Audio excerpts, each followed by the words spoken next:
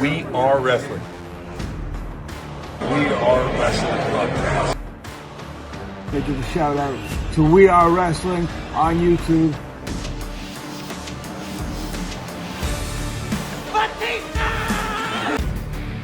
You're watching We Are Wrestling.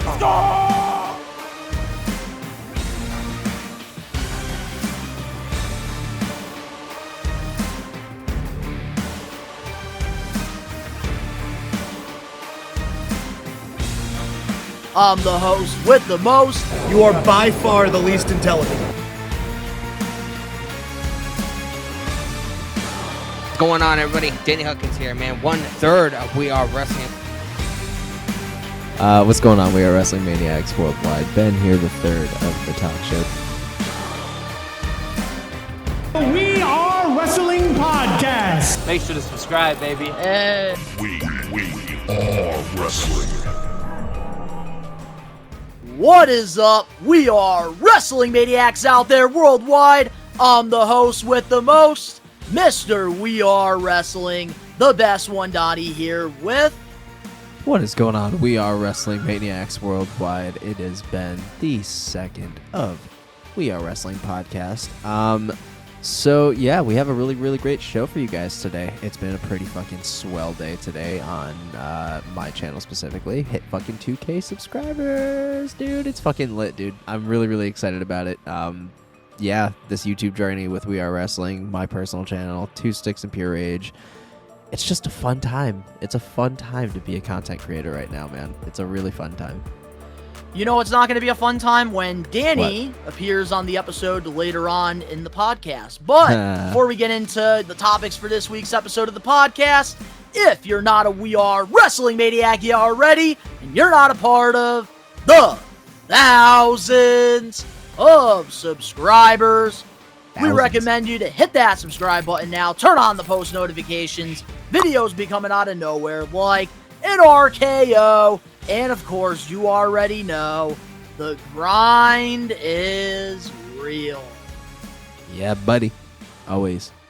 Always. And by the time this episode of the podcast comes out, We Are Wrestling.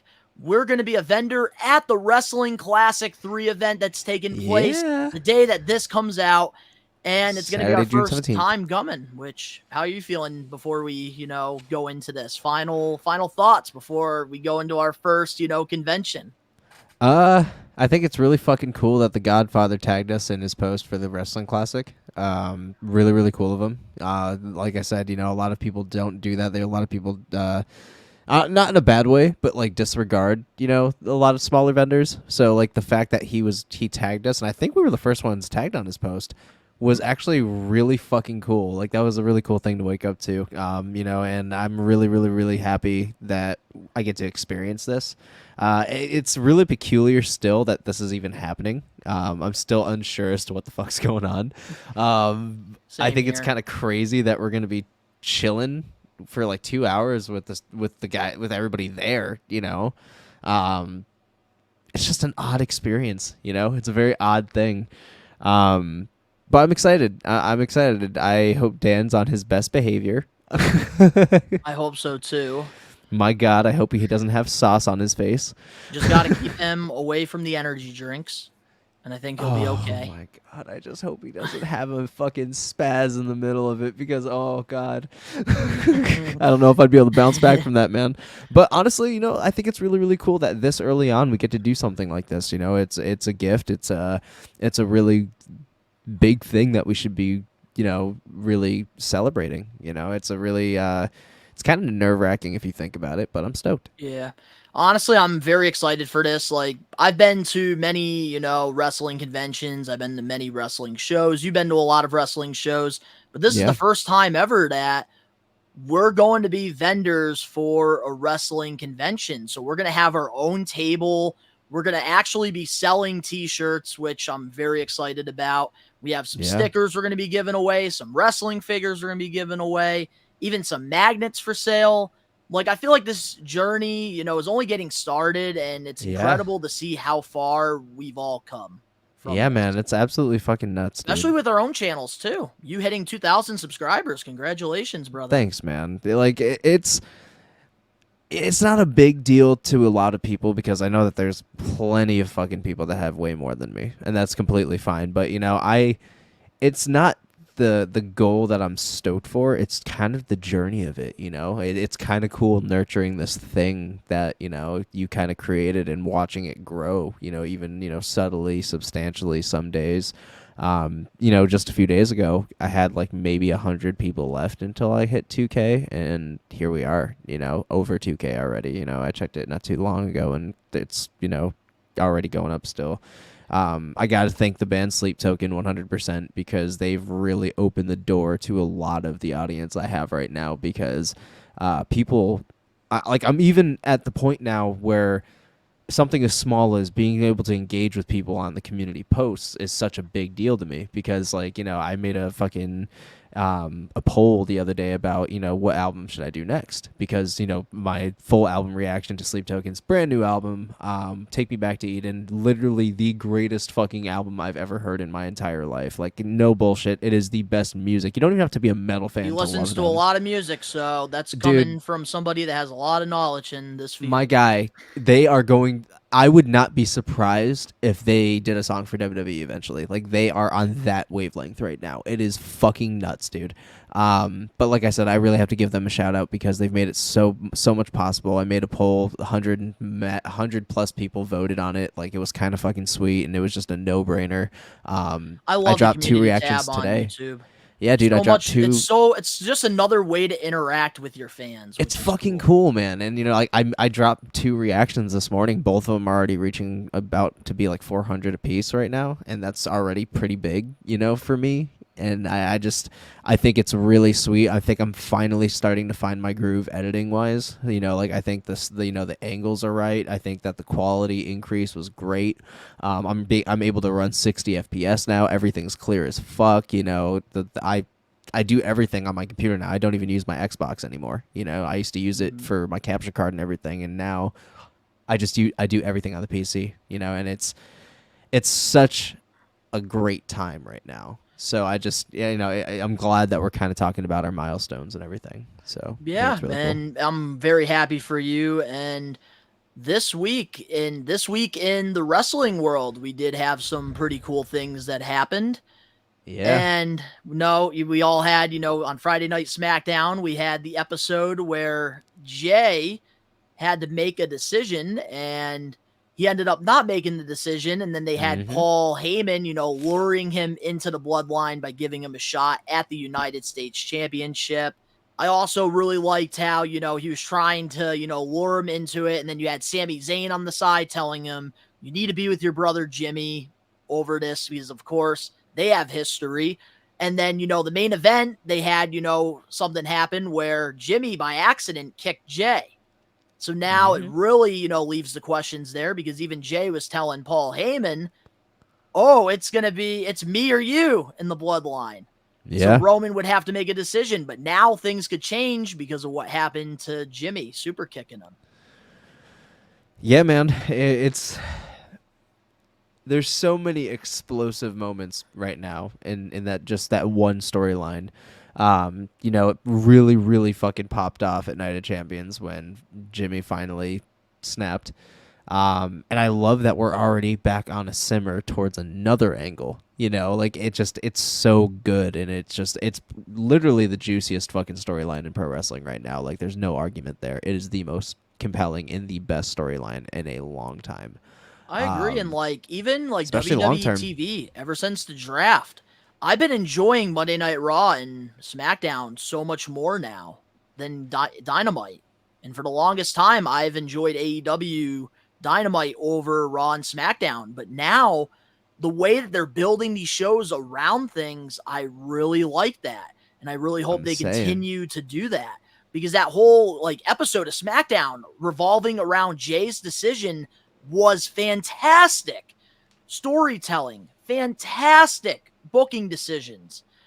And even, Austin Theory going, with the interview backstage, even saying oh, he could potentially, if Paul Heyman's looking for a new client, I could be your guy. Because in case you didn't know, I just saw this post before we recorded this. Back in Evolve, where Austin Theory first started in his career, when he won the Evolve World Championship, Paul Heyman was actually the one to give him the title. Really? Wow. So down the line, there's people that want Austin Theory to be the next Paul Heyman guy once the bloodline ends. God knows when that's going to be, but honestly, I could definitely buy that 100%. That's definitely sellable. But with the chaos in the wrestling world this week, what is your highlight of the week? What we just talked about.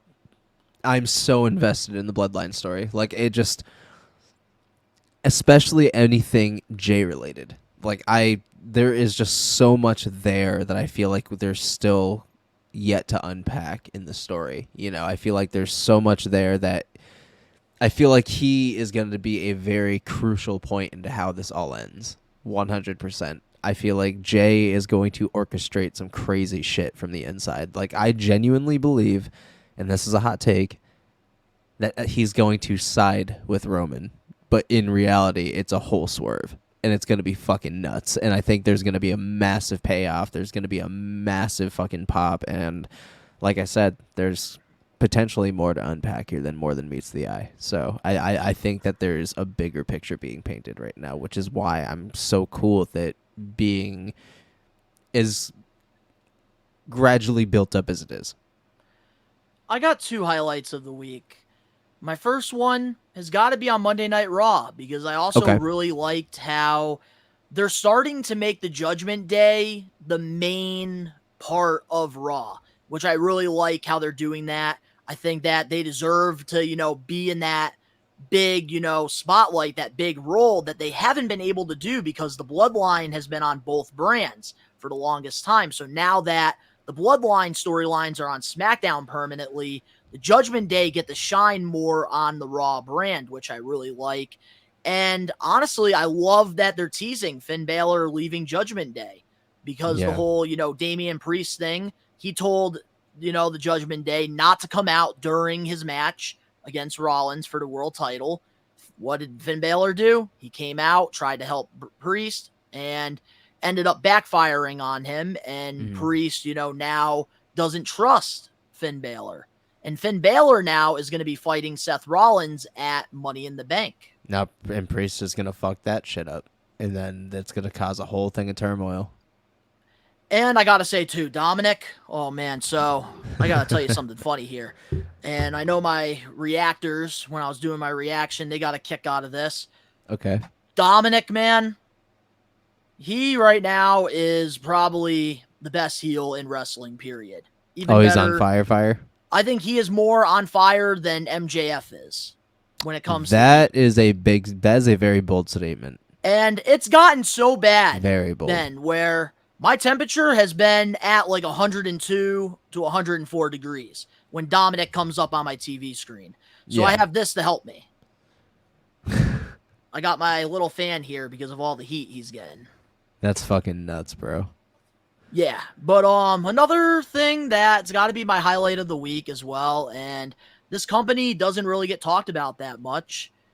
TNA, Impact Wrestling, they had this event this last Friday, against all odds, and Motor City Machine Gun Alex Shelley beat Steve Macklin for the Impact World Championship.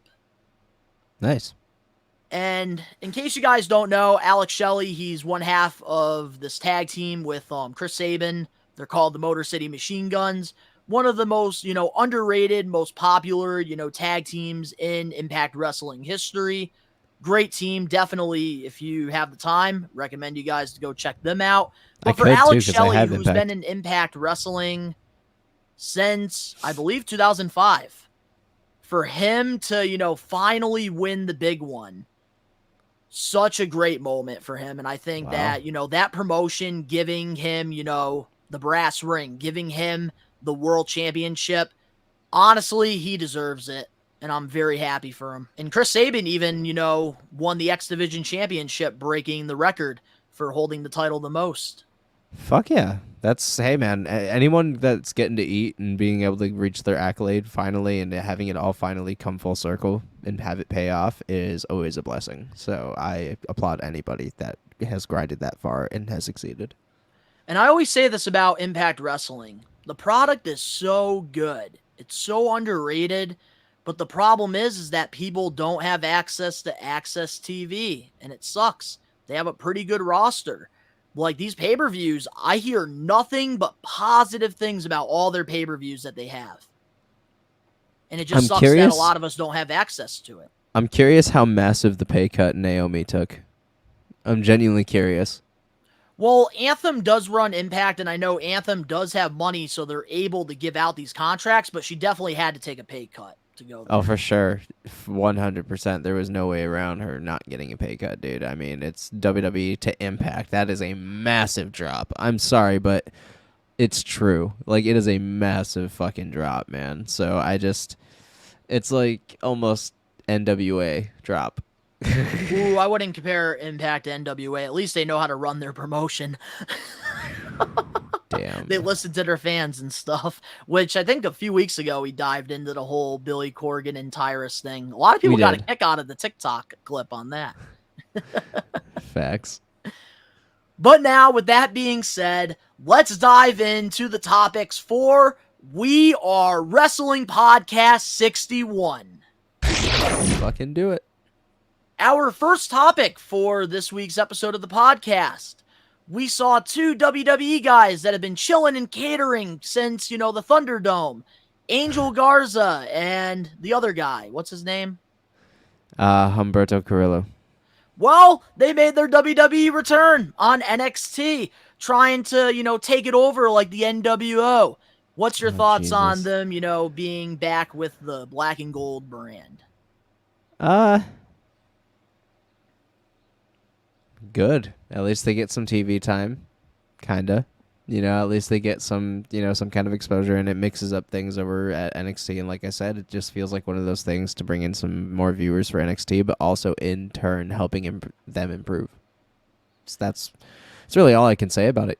I really fucked with Humberto for a little bit until he got fucked up by Sheamus when they botched that move off the apron, and it just all of his body weight hit him right in the abdomen. And he threw up the X. Yeah. I know when Paul Heyman was doing the creative for Raw at the time, he had big plans for that guy. And also Cedric Alexander. He was another guy that Heyman had big plans for. But then Vince McMahon decided to, take over. He didn't like the way Paul Heyman was running things. And the rest was history. I do like the pairing of him and Garza. I think that they both have pretty good chemistry. It's just WWE doesn't really know how to use them right now. And honestly, if they're under contract with WWE, might as well use them instead of having them in catering. And NXT, I think, is a good place for them to develop and just adds to their tag team division. Yeah, man. But here's the thing, though. This is something that I am noticing here about Triple H. What are you noticing about Triple H? I gotta give the man more credit than he gets, because instead of, doing these mass releases where he's releasing a bunch of people, he's at least trying to utilize them, and he's actually trying to use them instead of just throwing them in a big release. No, for sure. Because I thought Garza and this other guy, they would be released by now. No, and I'm glad that they're not.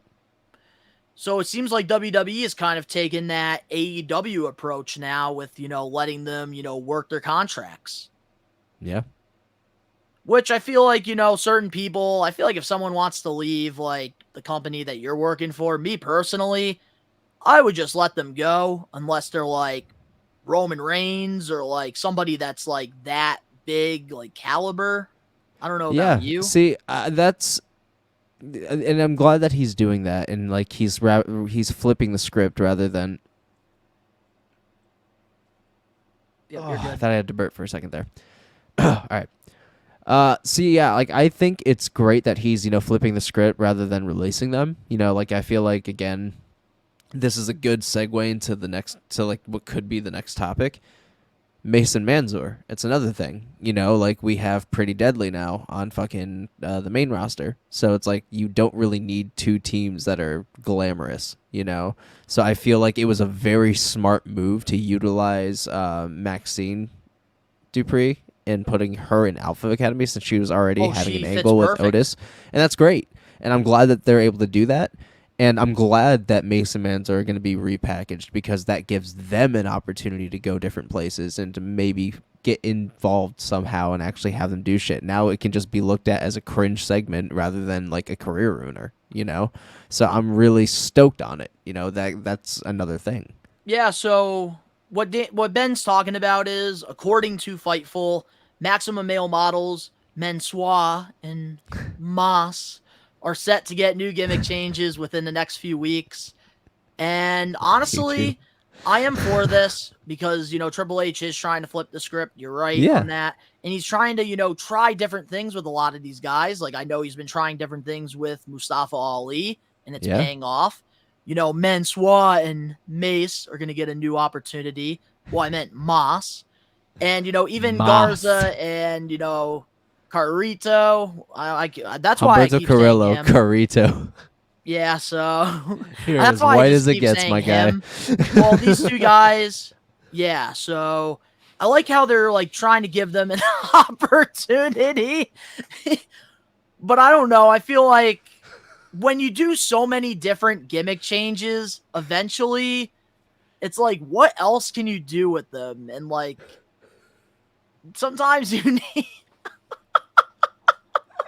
I'm trying so hard to hold it together. I'm sorry. Name one more time so I could try to pronounce it right. Humberto Carrillo. So Humberto. Just say Carrillo. Just say Carrillo. Carrillo. Yeah, just say Carrillo for his last name. You don't even have to say. You don't have to say Humberto. Crayola. It's Carrillo, bro. Oh my God, not the Crayola. Humberto. Don't say Humberto. Just say Carrillo. Carrillo. There you go. It's fucking that. I don't like the way Humberto. it sounds. Just say Humberto. Humberto. There you go. That's better. Rolls right off the tongue. There you go. Humberto. Humberto. Hum and Garza. So yeah. So I don't know. I feel like eventually, when you have guys and like you continue to repackage them, I feel like there is only so much you can really do with them, and I feel like, in a sense, like, it is a waste to keep them, but at the same time, like, you should, keep somebody until their contract expires. You know who I feel like should arguably be in NXT right now, if we're really talking about flipping the scripts on people and really, like, revitalizing? Put fucking Shelton Benjamin on there, dude. Put Shelton Benjamin on fucking NXT. Let him at least get in the fucking ring. Let him at least bring in some viewers, because that dude is so fucking criminally underrated. It is ridiculous. That dude he has had some of the biggest oh my God moments in the fucking Ruthless Aggression era that I can count. Like, that dude has done some crazy shit. One of the best Intercontinental champions we've ever had. And you are just letting him sit in catering, dude. Put him on fucking NXT. Maybe I'd watch it. Like, 100%. Put him in NXT. And, like, having a legend, like, to his caliber, like, especially right now with Gunter's, title run, like, about to beat the Honky Tonk Man, like, you can have a whole program building Gunter versus Shelton Benjamin because he was one of the best IC champions. Bro, I hate you because that is so fucking brilliant. Like, I hate you because I didn't fucking put that out there first. Like, that would be a fantastic... That would have been the most fantastic way to revitalize Shelton Benjamin's career, because you can use that. That dude was a fucking powerhouse Intercontinental champion. So for the fact that you could literally take this guy, have him take Gunther and make him have like an open challenge. Put the Triple H guys over. Yes, that's all he has to do, but don't have him get squashed in 2 minutes. No, like, make it a long-standing feud. Like, make it a feud. Like, make it worth something. Like, even if Shelton doesn't win, give it a, like, 3-match series where this dude is just hungry for it again. Even if it's his, like, final run, dude. Even if it was Shelton finally retiring and they gave him that fucking feud, give it maybe, like, a month to 2 month fucking feud. It would be beautiful because obviously Shelton can still go.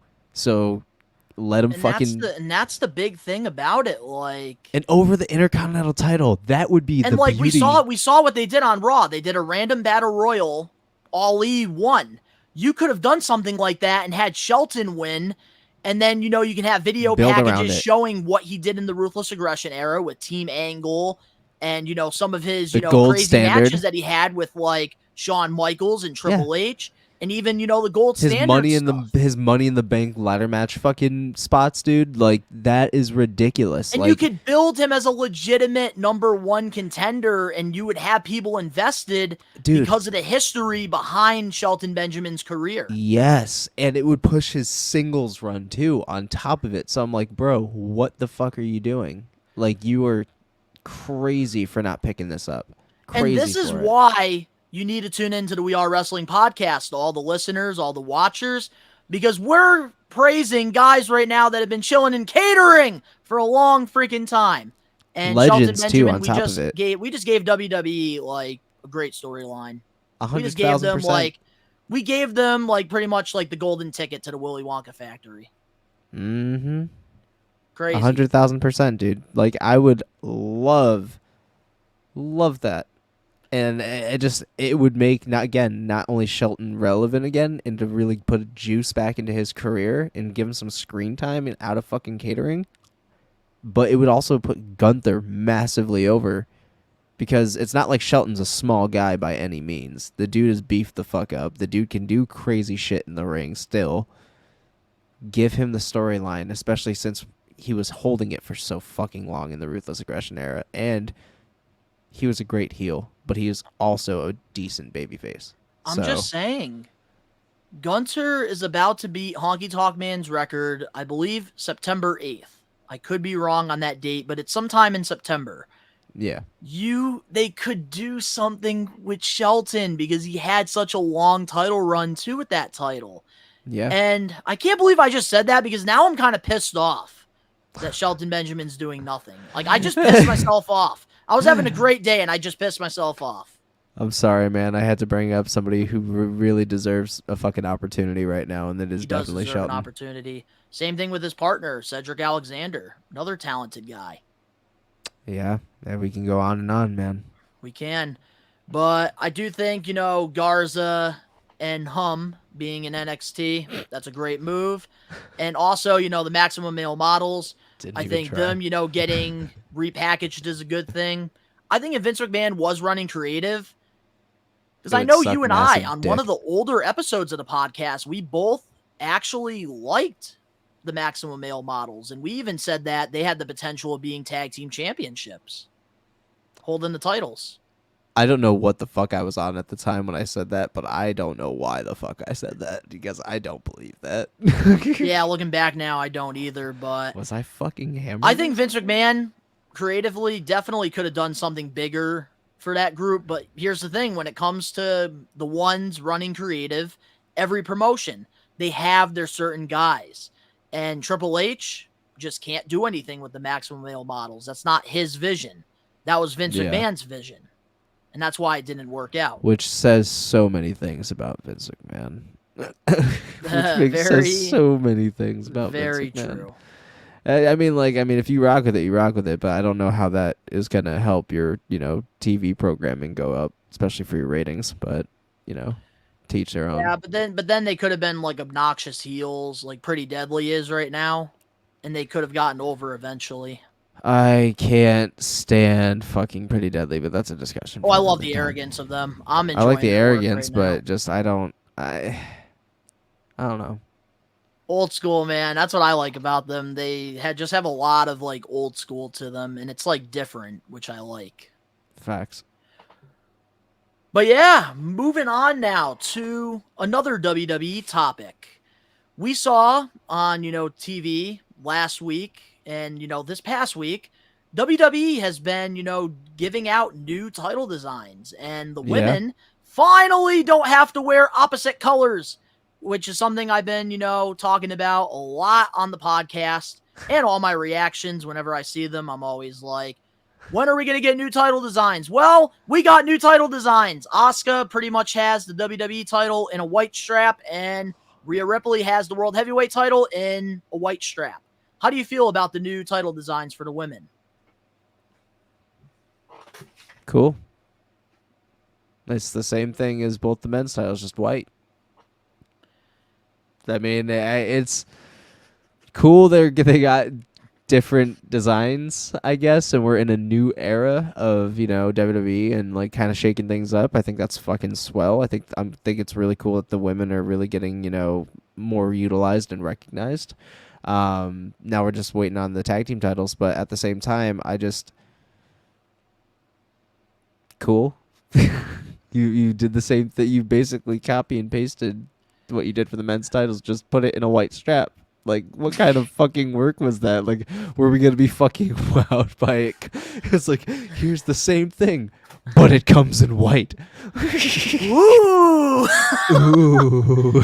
Ah. If you want my opinion, that is genuinely what I'm giving you right now, and I'm submitting that. That is my final thoughts. Cool? It's white. Ta-da! Massive Honestly, like fucking I'll pop. give my thoughts on the straps. Like, what And the mine's fuck gonna were be they short thinking? and sweet. Mine's gonna be short and sweet. Meh. Lazy as fuck is what it was. Lazy. Like, they pretty much just gave us the championships in a white strap. That's literally it. I will That's literally say, it. anything is better than that ugly title Roman's carrying right now. The white actually does look somewhat better than that friggin' like the dark black with like the freaking mustard gold on it. You do got to admit that. At least the white strap does look a little bit better than that freaking ugly piece of shit. I hate you so fucking much right now. Yeah, and the World Heavyweight Championship, I just don't get it. Like, back in the day, like, the Women's World Championships, they always looked different. They always looked better. Like, even the Ruthless Aggression women's title looked way better than pretty much, like, these copy and paste WWE titles. Yeah. And I feel like every World Championship should have its own design to it because No, for you sure. want it to stand out. Like, there's a reason why I love the AEW World Heavyweight Championship design so much. It That thing's gotta stands be out. fucking heavy. And even the AEW Women's World Championship, even though before they had a little title, it looked like a kid's belt, but now they actually have a Women's World title that actually looks different, And prestigious. looks prestigious. And that's the thing that's missing with the WWE Women's World Championship and the WWE I feel like Women's it's such. Championship. I feel like the whole fucking thing was so. I feel like the most exciting title that got revealed was the World Heavyweight Championship, and then they were like, "All right, let's just do the same fucking thing for the women." I'm like, dude, come on, like, make the women feel unique too. Like, give them a fucking dope ass design of their own for each title. Like, same thing with the fucking Universal Heavyweight Championship. Does Roman carry both titles now still, or does he only have that one now? I think it's just that one. Thank fucking Christ, I'm sick of the dual belt shit. So I'm glad that that's getting swept. Now under we the need to rug get new finally. tag team title designs, but let's get rid of the Spartan logo. Yeah, I'm kind of over that. It's been that way for years, for like 10 years now, but they just changed the colors from fucking bronze to silver, and then the straps are fucking red and blue now. Yeah. Just do the pretty same much. fucking thing. If you're a tag team champion, just float fucking brands. Like, the fucking women are doing it. Yeah, which, like, even the women tag team title designs are pretty nice, too. And, like, the Intercontinental and the U.S. title designs are nice, too. Because The they're women need different. one more title. They have They their need a- own prestige to it, Yeah, the which I women need like. the women need a mid-card title. They really do. I They think need that like a they can USA strive title or like to a do that. fucking like a USA title or like a fight title, since it's a UFC Endeavor brand now. So I feel like it should be like a fight title or like a gladiator championship or something like that. Yeah, I don't know. We're just gonna have to wait and see. I'm not a fan really of the new straps. I'm But not I a fan do. of the I straps do either. still, out of the 4 titles though that have been revealed, Even the men's are I garbage. still do love the men's world heavyweight title. That's probably I my do favorite. too, but I love it, but I hate that there's just a fucking gigantic corporate W just chilling in the middle. Like, I feel like that just ruins the whole fucking I kind of design. like it. It's just it still has like the brand of it. What- Like AEW has like the what- big AEW logo on it. You What have I to with the hate- world title. What I hate about the World Heavyweight Championship, though, is the fact that it's called the World Heavyweight Championship, but it's literally the smallest fucking belt there is. Like, do you realize how tiny that fucking thing is? It looks like a fucking Band-Aid compared to the U.S. title. Like, Yeah, it should, that is if it's a kinda true. heavyweight title, make it fucking big, make it bulky. That is why I agree with you when I say the most beautiful championship on television right now is the AEW World Championship. That thing looks like $1 million fucking dollars. Like, that thing is top notch, beautifully designed. That looks better than fucking Big Gold ever did. So And there's the a fact reason that, why, like, I know a lot of people didn't like the spinner title, but that's the reason why I love the spinner title, because it was so different. It was so unique. Even though, yes, it was a W that was spinning, but it still had that prestige. It was different. It was unique. And that's the thing I really like about championships. You Yeah. can design them any way you want. You can customize them any way you want. man, And for me, I love the unique looking championships the most. I hope that eventually the WWE goes back to that and allows their superstars to customize their belts. Like, that's what made it so fucking cool. Like, Even the it just- hardcore championship, I used to love that piece of shit. and that title. shit was fucking literally covered in duct tape and like spray paint and everything. Like, it was just fucking a piece of shit, just roll up in one, but it was prestigious as the fuck. Winged Eagle. That was such a beautiful title. Oh, Jesus Christ, don't get me fucking started with Bret Hart's fucking rant. Oh, don't worry. We got a rant from a legend in our main event topic. But Yep. unfortunately, up next, we're going to have to be with Danny Huckins to talk about Hook. And we have another AEW topic we're going to be covering and the comments of the week. So we'll be right back with more We Are Wrestling 61. Are you looking for wrestling content? Well, We Are Wrestling provides everything pro wrestling. The best one, Donnie, Danny Huckins, and the Load Rager Ben are wrestling marks like you who love this sport. We Are Wrestling has it all when it comes to wrestling content. We have different podcasts, vlogs, reactions, full wrestling matches, live pay-per-view watch-alongs, interviews, predictions, and so much more. Only on We Are Wrestling. What are you waiting for? Subscribe and become a We Are Wrestling Maniac now. What is going on, guys? It's Ben here, the Lone Rager, and you guys are watching We Are Wrestling Podcast. We're back with more We Are Wrestling 61, and Danny had a few minutes to hop in. You want to say what's up to the We Are Wrestling Maniacs? What's going on, everybody, man? Glad to be here on this platform that I'm very unfamiliar with, man. Who the fuck are these assholes? Yeah, There's so a in couple case you guys. guys, in case you guys don't know, with the We Are Wrestling podcast, we normally switch weeks with Danny and Ben because of all of our schedules, but Danny did have a few minutes and he wanted to talk about this topic in particular. And our next topic for this week's episode of the podcast, WWE is interested in AEW superstar Hook. Triple H and Shawn Michaels are very interested in him joining. And Taz seems like he would be on board with his son, getting more exposure with being a part of WWE. So now the question is, should WWE sign Hook? Should he sign Hook? Possibly, maybe. I'll even go as far as maybe saying yes. Do I think Hook should sign with WWE? No. Hook he's not really. He's just getting over with the audience, the AEW audience. Send Hook is fucking nationwide pretty much. But with his lack of television time that he even gets on Dynamite, I don't see WWE really putting a lot of money into pushing him on WWE TV when they have a lot of talent that barely gets showcased. Maximum Male Models, Los Lotharios, Baron Corbin, even like all these guys are starting to transition over to NXT now because they want to make NXT into a third brand. So I don't really necessarily think it'd be a smart business decision on Hook's part to go to WWE, a place that has a lot of talent, but a lot of talent, they like to push a few guys. So See, that's where I'm actually going to chime in and disagree with you, to agree to disagree. So, I think it's brilliant. I think it would be huge for WWE to capitalize on hiring Hook. Obviously, Taz is a legend. He definitely had a good tenure there while he was. I could actually see a couple angles with Hook involved. I can see him teaming with Matt Riddle for some kind of angle for a tag team run. I can see him getting the U.S. title eventually. Like I said, he comes from a very promising father. So, and he's got he got to really train himself and really get himself over in AEW. So, it'd just be kind of extending the brand. And then, with WWE, it's worldwide audience. So I feel like it would be nonsense not to hire this dude. And he's young as hell, so he can go for a while. You also have to, old. you also have to look at this. And Donnie, I apologize for, kicking, over talking you. You better be apologizing to me. Oh, I'll apologize. You're the guest every on day. this week's episode, motherfucker. Yes, I am a guest with very limited amount of time this evening, unfortunately.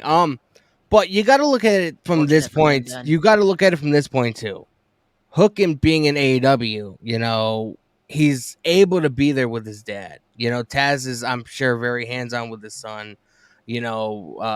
Helps him out a lot. Because Taz been in the business a long time, bro. He's seen a lot of stuff that he probably doesn't want his son to see. So I don't necessarily see Taz wanting his son to go somewhere else to where he won't really be able to be too involved. You know what I mean? Wait, so you're saying that Taz just wants to continuously baby his child who's already fucking taking on the likes of Big Cass XL? No, but what I'm saying is there's a lot of shady shit that happens in the pro wrestling business, man. No, for sure. But the thing is, though, when you get in this business, you gotta be ready for it. Shady as it used to be, man. Go watch Dark Side of the Ring. Vince isn't in complete charge anymore, so it can't be too shady. I just don't want him. I just don't want them to, sign him and then not real quick push him. though. What makes you think Taz isn't going to join WWE with his son? What's he doing in AEW right now? The only thing I can see that Taz doing is commentating. But better than Kevin Patrick. Unless they I could see this. Them taking Booker T off of SmackDown, putting Booker T on Raw, taking out Kevin Patrick, and then putting Taz with Michael Cole again like the old times. Wait, I could see. I thought Booker T's on NXT. Booker T's on SmackDown. Oh, damn, dude. I am not paying attention at all to these commentators. Damn.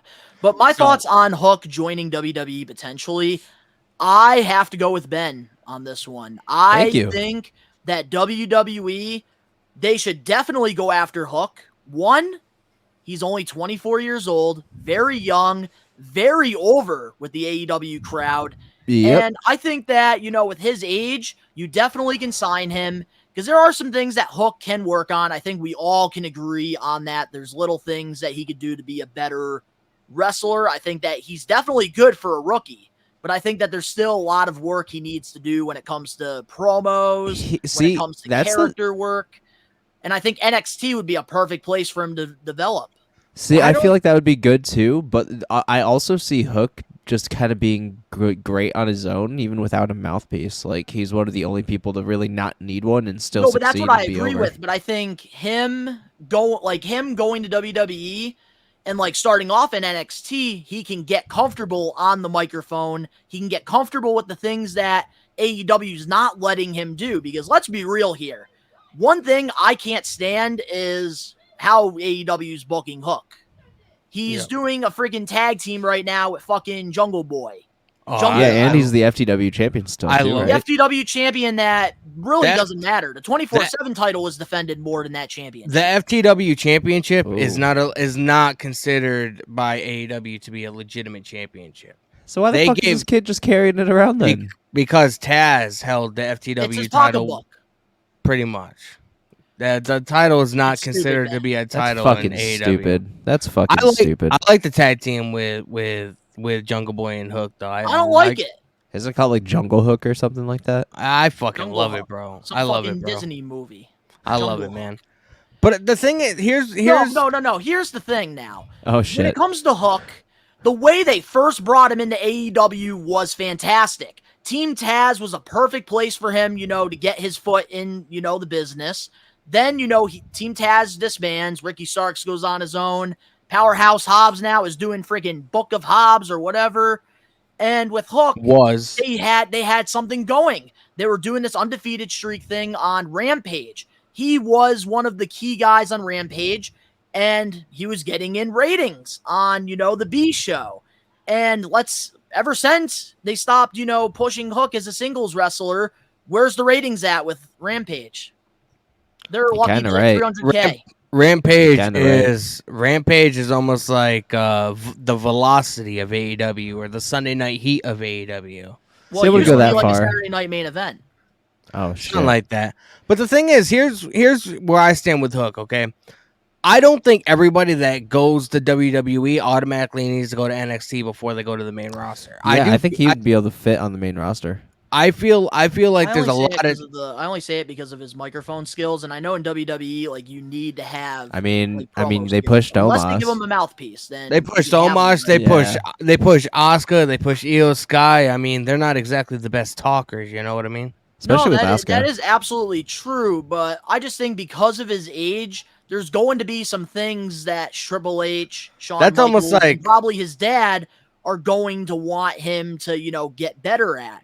And Yeah, in for sure. NXT, especially if they're considering it a third brand, why not, bring him to NXT? Because with Rampage, he did actually draw ratings to that show. And NXT right now, what are they lacking? The ratings. They're Hook lacking will everything. bring people to NXT. I know if he's on NXT, I'm watching it. NXT is almost worse than Rampage. They're both Bro. They're both horrendous. Bro. But NXT is fucking god awful. Try to keep it respectful because Shawn Michaels runs that show, all right? That is the one thing I'm holding on to. Try to keep it respectful, bro. Keep it clean. NXT. Yeah, but they do have upside, though. Like, I know the show itself isn't as good as it once was, but come on now. You would be lying if you said that there's no talent in NXT. Oh, shit. Carmelo Hayes, Braun Breaker, like there is talent there. But it's almost like watching a children's Saturday morning cartoon there. As much as I don't want it, I feel like one person that could thrive on being on NXT and NXT would thrive from his presence would be Karrion Kross. Yes. I feel like bringing a darker, bigger, more, adult-oriented being back to the show, especially somebody that's like a heavyweight around his fucking size. I feel like that would be a good move, as much as I don't want it. No, but My back to like goodness. the Hook thing, I just feel like AEW is just misusing him. And honestly, and everybody knows this, I am more of an AEW fan than I am a WWE fan. And Yep. even I can say it. Hook is being misused in AEW. Tony Khan has no idea what to do with the guy. I think that he is better off in WWE, where there's people like Triple H, people like Shawn Michaels, who will actually Jesus. know how to utilize him. Say it with your chest, Queen. Fuck. Jesus Lord. Like I said, man, I like They I like Jungle Hook, man. I like them as a tag team. I want to see where they can go. I want to. Jungle Boy was in a tag team with Luchasaurus already. Okay. Why does he need to be in a tag team with Hook? Because I don't know if you're forgetting this, but they Doesn't have WWE lack legitimate tag teams? yes. So you're okay with them just putting two random people together with no backstory? Like Tarzan boy. That's what every tag team in WWE is. So why does AEW need to do that? They have legitimate tag Because teams. WWE also has more television time between the network and between their other shows or whatever to where they can showcase people.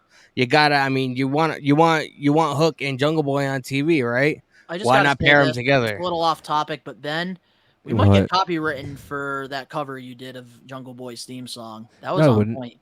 It was on point, but it's not going to get copywritten. As long as you guys were talking and I kept the spaces in between and talked very low like I was, we good. So, no copyright. good, Found a man. loophole, bitch. Continue. But yeah. So Hook going to WWE, would it work? Could it work? It could work. Oh, absolutely. I don't necessarily know if he's quite ready, and by that I mean like obviously the schedule for WWE is a lot more intense than AEW. You know Especially what now I that mean? they're touring again. Exactly. So, he's been in one set audience, which is, obviously WWE's bigger than AEW. I'm not going to, sit here and, be a WWE hater and not. Let's address the elephant in the room. Let's address the fucking elephant, man. The elephant's going to sit on me and break my ribs. Right there. That elephant. That elephant. I feel like Hook could still use a couple more years in AEW. To learn some things. I don't necessarily know if but he can learn some things in NXT. That's the thing, bro. He's better than everybody on NXT in my personal Donnie, opinion. outside of maybe one or two people. It's okay. We only got a couple more minutes of him. Don't get him. I love that he's the guest here. I gotta say as much shit as I gotta go because I gotta go in like 2 minutes. Because you gotta take a shit. Say it with your chest, bitch. It's been lovely having you on the podcast today, Dan. Yeah, it has, man. I appreciate what you done. I like what you done to the place, man. I like the wallpaper and shit. It's very nice in this little bubble that is We Are Wrestling. By the time you guys see this, man, the Wrestling Classic is happening in Springfield, Mass. So make sure you guys come down if you guys are in the area. I'm gonna get the fuck out of here, man. Appreciate you guys having me. Yep, you just made Ben leave, so that's okay. It looks like it's just me now on the podcast. Womp womp womp. Y'all ain't peeping my dirty laundry. Well, we'll see you, Danny. Take it easy, brother. Later, man. That bitch ass motherfucker. Seriously, man. I enjoy doing the podcast more with you than I do with him. Yeah, because he talked too much. Yeah, so with Hook, WWE being interested in him, like, what do you actually think? I think it'd be a phenomenal move. Like, I wasn't joking, 100%. Like, I think it would be a phenomenal move. I feel like no matter where they put him in WWE, I feel like he could thrive. Like I said, he is one of the only people that doesn't really need a mouthpiece, even though he doesn't really say much because he really doesn't need to. I think Sometimes just because of who his on the mic, for sure. Especially with if you can pull it off too, and Hook doesn't necessarily look like an approachable guy, and he seems like he's already kind of like introverted, so it would make sense for him to say very little. So I feel like it would have like a bigger reaction if he said very little, because if he were to start talking, people would obviously be paying attention because this man says absolutely nothing. So I mean, right there you already have a persona, and he's killing it already in AEW. Just because of who his dad is, I feel like the locker room would be a lot more, open to teaching him, and would be open to, accepting him in their open arms. He's not in there with the Sharks. No, he's not. He's in there with family. Be there, and he would actually develop. For sure, and he doesn't. Like I said, no matter where they stick him in WWE, if he were to go, he could thrive anywhere, 100%. I firmly believe that. I feel like he could have a lot of 5 stars for sure. I feel like I could see him eventually in an angle with Cody.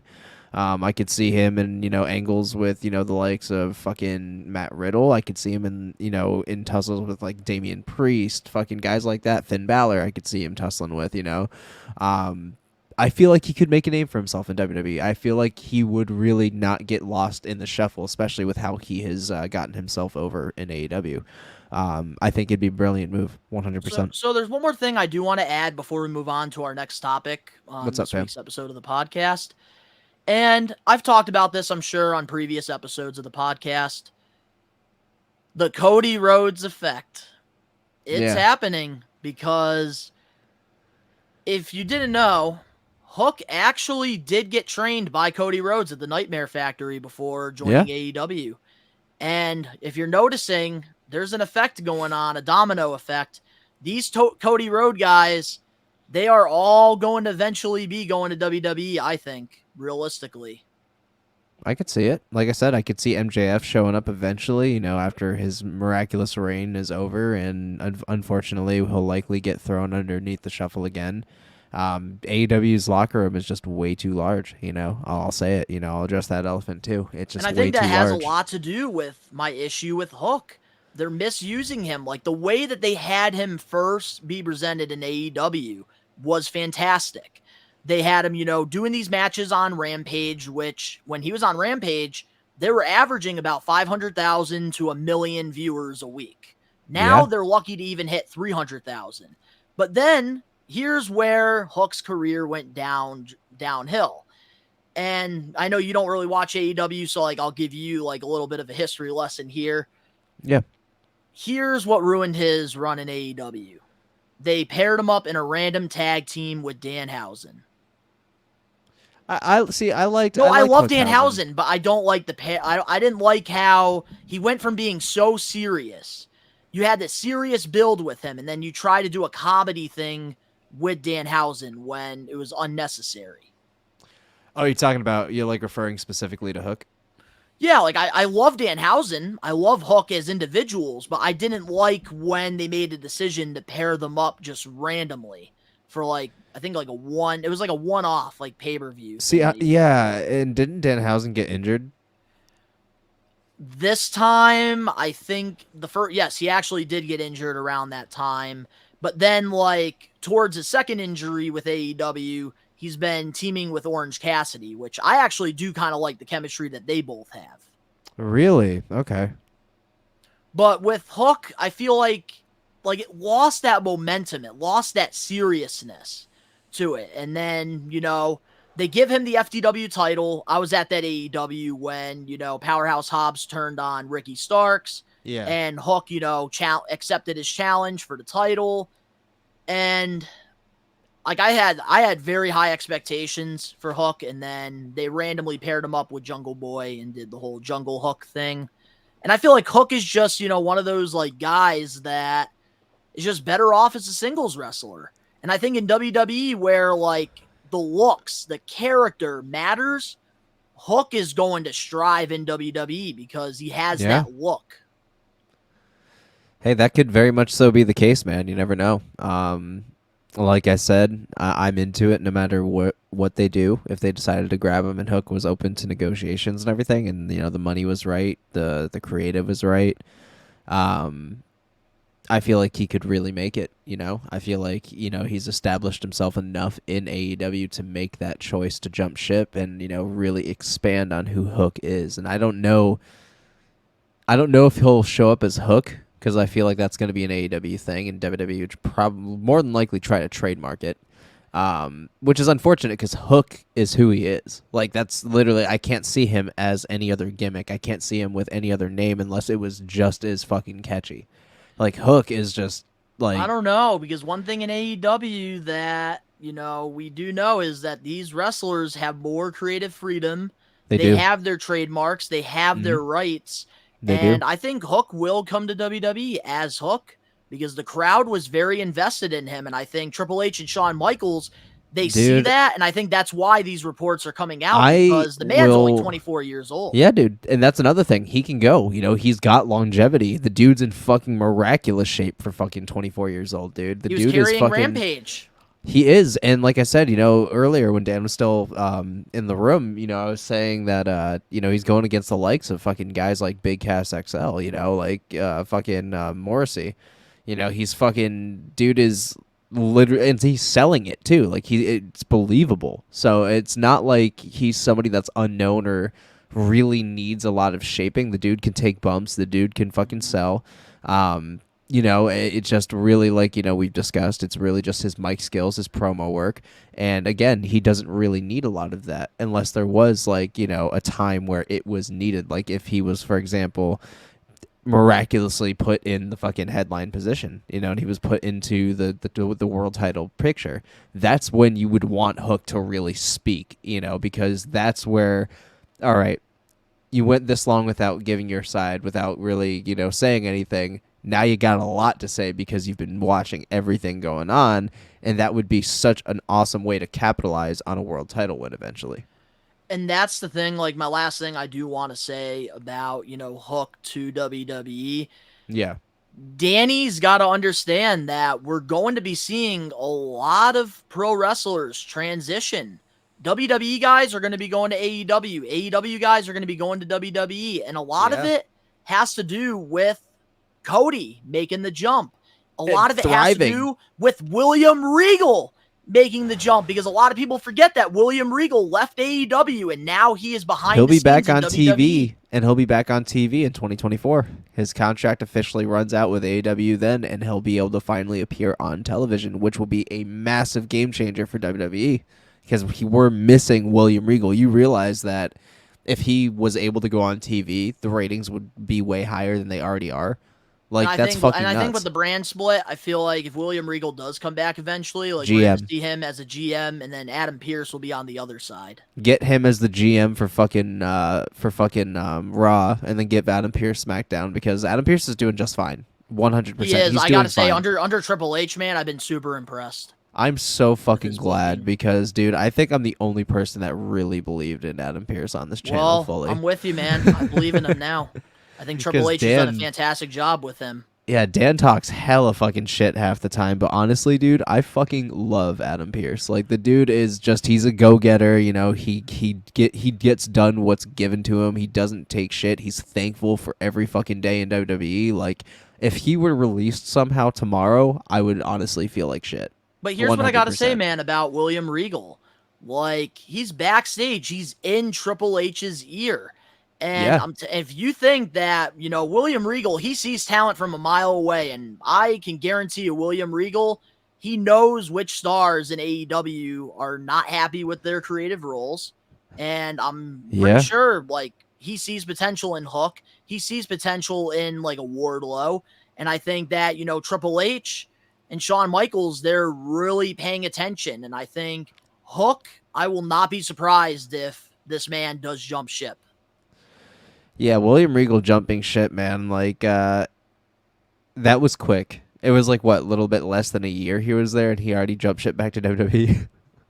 Yeah, which for me, I was very surprised because A lot of it was locker room shit. It was locker room shit. A lot of it was behind the scenes. But with William Regal, it was just mostly like I was shocked because like the way he was being booked with Blackpool Combat Club was so good. I loved him as like a manager.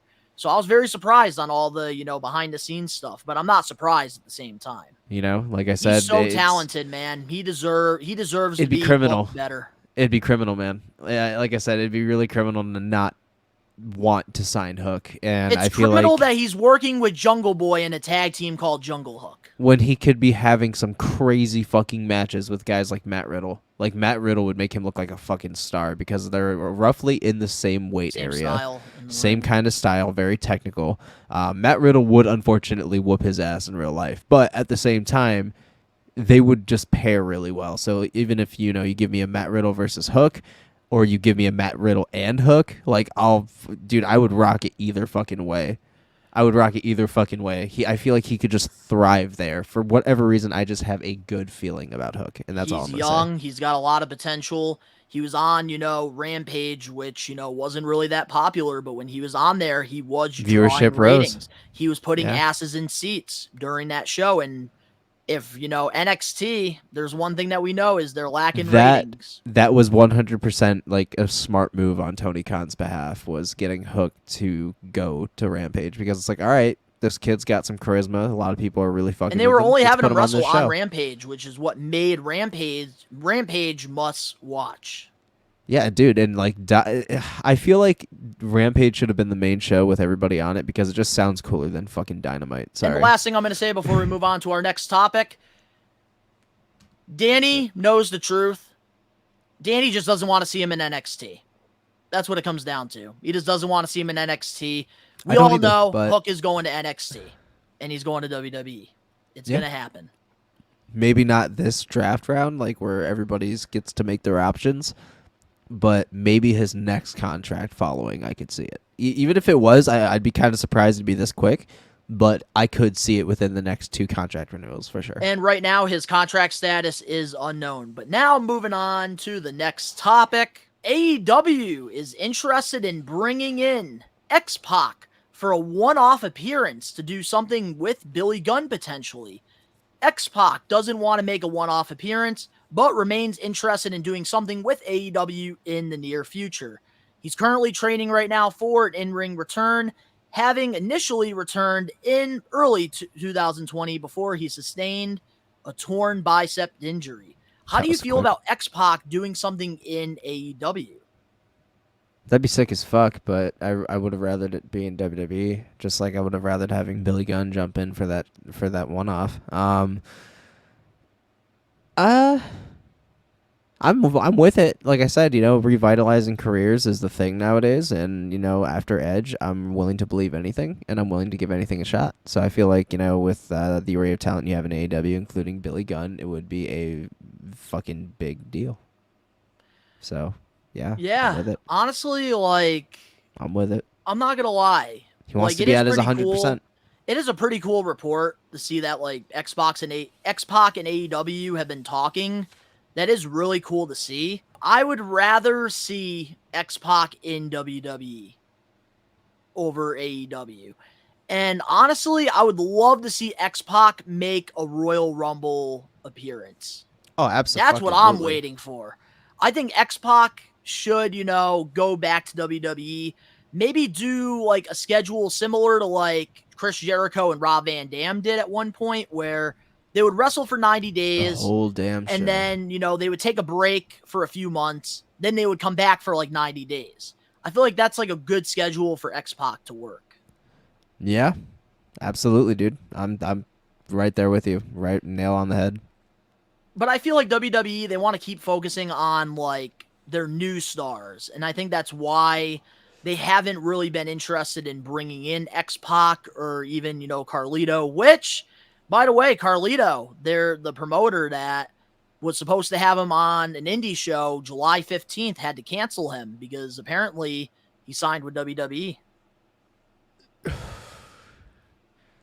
I will be so happy if that's the case. But I'm not believing it until I see Carlito. I'm right there with you. I'm right there with you. I don't think it just magically happens. So, yeah, no, I'm right there with you. Yeah, but man, I got to say, like, X-Pac, I think, like, it would be cool to see him, period, in any wrestling ring. If it's an independent wrestling show, that'd be cool. Seeing him in AEW would be all right. Even, WWE, I think, for me, WWE is probably the best spot because that's, like, where he really took off in his career. Started off as, like, one of those, young jobbers with being the 1-2-3 kid. And then, left WWE because he wasn't being used properly, went to WCW, joined the original NWO, and became more serious. And then, they weren't using him properly after that. So he left WCW, went to WWE in 1998, joined the new DX with Triple H, Road Dogg, Billy Gunn in China, and really took off his career from there. And I feel like if there's anything that the Edge thing that we both, were very passionate about when he came back was there's nothing like coming home. There really isn't. Oh, yeah. And honestly, I would rather see X-Pac in WWE over AEW. Facts.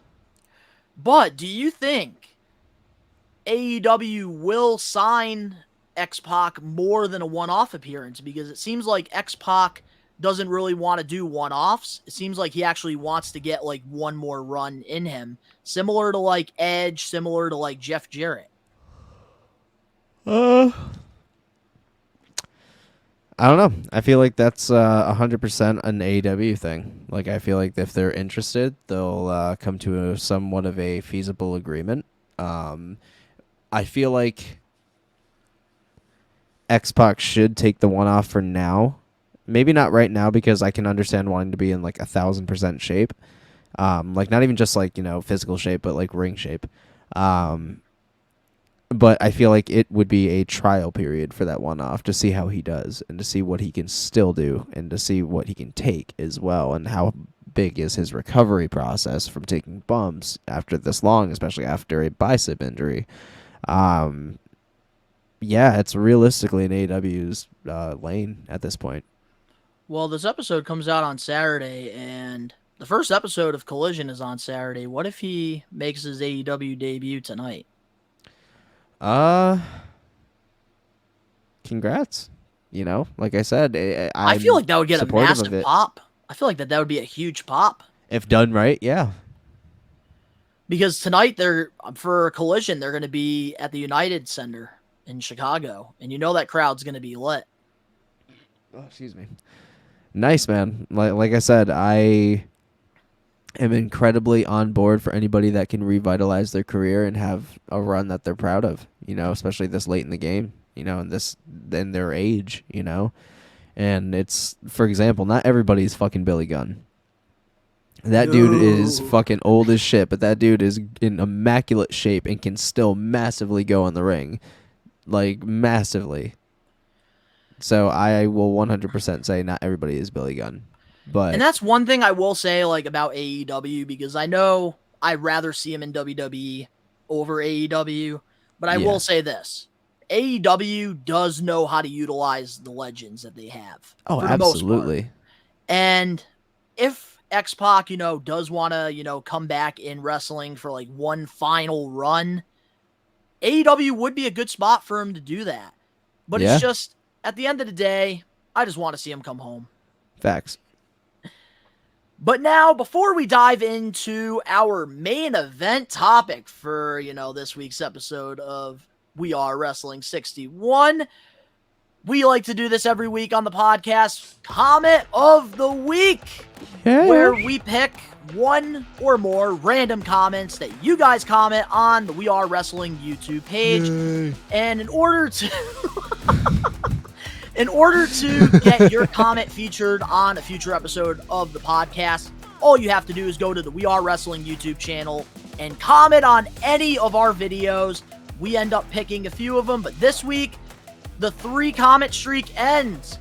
We only have one comment of the week. Wow. And this is from @Mr. Joe Dirt. Joe Dirt. 8583. That's fucking and awesome. he commented this on one of my Dominic reactions. Okay. And said this, and I quote, Dom is like a cross between a low-level drug dealer from a 1980s episode of Miami Vice and a used car salesman that would sell you a car that the engine blows up as soon as it gets off the lot. So easy to hate. Yo, facts, dude. Dom is just brilliant with his heel shit. Like, he is definitely more so an Eddie Guerrero than Rey Mysterio Jr. Like, that dude just radiates fucking heel energy all over it. And this was a great thing for his career, too, because you just love to hate him, I'm sure he's fucking great, in real life. He's a great fucking dude, probably. But it's so good in the way that, like, he's acting like a little bitch, even though he's, like, hard as shit from prison. Like, he's straight up a little bitch, and he runs with it. Dude, he runs with it. Like hiding behind Rhea Ripley. Like, it's a fucking... Dude, it's gold. It's 100,000% gold, dude. Like, anybody And can I buy love that what shit. they're doing low-key, because on Raw, they had, Dominic versus Cody Rhodes announced for Money in the Bank. Yeah. And I kind of like that because Brock Lesnar, isn't around right now. Cody wants Brock, but Brock's not answering him. And Dominic now is getting under Cody's skin. And I think what's going to happen at Money in the Bank, to be honest with you, Dominic and Cody's match isn't even going to start because Brock Lesnar is going to come out and beat the shit out of Cody Rhodes. And then Dominic's going to get that heat because he escapes again. That's likely. And that'll lead up to their, Brock and Cody 3 at fucking SummerSlam, so... But I gotta say, Mr. Joe Dirt, this was probably the most creative comment I've seen so far on our comment of the week. I love the comparison. Joe Dirt, Mr. Nunamaker. Sorry. But I gotta say, I love the comparison here. Like, that was just on point. Like, Dominic is the type of person to, sell that you is a 1,000. friggin' used car that, blows up. Dude, 1,000%. That is a spot-on fucking comment. That deserved it. That's right, and that's why this comment is our only comment of the week, because we need to acknowledge Mr. Joe Dirt 8583. So congratulations to you, Joe Dirt, on the comment of the week. Acknowledged. And before we dive into our main event topic, we'll be right back with more We Are Wrestling podcast. One thing We Are Wrestling recommends you to do is support your local independent promotions. They are the stars of tomorrow. And you never know, sometimes when you go to these shows that might only have 10 to 30 people, you could be seeing the next future WWE champion. maybe even the next AEW star. And through the years, I've always been a huge advocate to supporting independent wrestling. And you can't go wrong. It's a cheap night out, you get a good time with the family, and you get to watch some good old wrestling. Independent wrestling, that's where usually a young professional wrestler starts their career. And having these opportunities to perform in front of crowds is a great way to get exposure to where they will eventually be on your television screen watching them every week. We recommend you guys to support indie wrestling. We're back, and to give the We Are Wrestling Maniacs heads up, on the YouTube page tonight for AEW Collision, myself and Danny Huckins, unfortunately I'm stuck with him and not you, Ben, we're going to be doing a live watch along to the very first episode of AEW Collision. You're not going to want to miss it. With that being said, let's move on to the main event topic for shit. We Are Wrestling 61. Oh, shit. And this one is about somebody that we haven't really covered on the podcast. I'm very surprised his name hasn't really come up in any topics. What up? Hulk Hogan. Maybe because he's such a fucking piece of shit, but yeah. Well, he took some shots at today's wrestlers, and I have the full reports here that I'm going to be, reading to you, and you can give me and the We Are Wrestling Maniacs your thoughts on this. So, recently on the Full Send podcast, Hulk Hogan described how wrestlers used to be much larger, as the guys were monster size, and they were weighed over 300 pounds. Hogan then noted that a lot of wrestlers today look like wrestlers, but many of them look like they should be bagging his groceries. He pointed out that they also are much more athletic now. He said this, and I quote, "It wasn't the WWE. It was the wrestling business. It was when I got in, man. When I walked in a dressing room, there were like 6 guys sitting there. They all 300-pounders. I was a medium-sized guy, and I weighed 300 plus. When I got in, if you wanted to be a wrestler, okay, there's a guy there. He's got 2 big cauliflower ears. His nose is broken. His teeth are knocked out. He's got 4 kids at home. This next guy over here, he was an NCAA champion. He got a steel plate in his forearm. His name, Harley Race. Good luck with him." Then, the other 2 guys, they look like a serial killer. And if you wanted to be a wrestler, you got to take their job and take the food out of their family's mouth. That's the difference. Everybody I wrestled looked like a monster-sized men. Nowadays, there's a lot of guys that look like wrestlers. There's a lot of guys that don't. A lot of guys who look like wrestlers and a lot of guys who look like they should be bagging my groceries. So, the difference is how athletic the guys are. Smaller guys can do all kinds of crazy stuff. They do so much stuff. So much impressive stuff in one match. I wouldn't do that much in a year. What does that mean? Hogan said.